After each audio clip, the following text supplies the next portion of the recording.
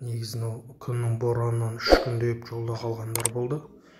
Жолға шыққанда қыс мезгілінде ауа райына қарап ас болмаса, солай жолға шыққан дұрыс негізінде деп ойлаймын енді. Енді ерігіп жүрген ешкім жоқ, бәрі бала шағасының қамын ойлап жұмыс жасап жүрген жандар ғой бәрі де. Бірақ көп адам енді қиналып болды далада. Күннің суығында.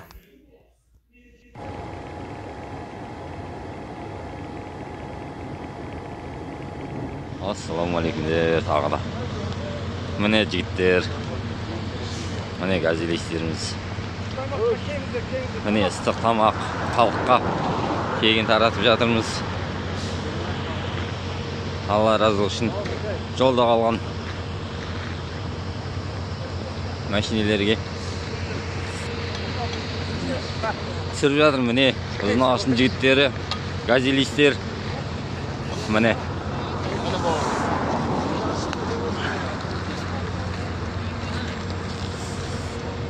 Міне мұнда қаншама машина тұр, қайта алмай.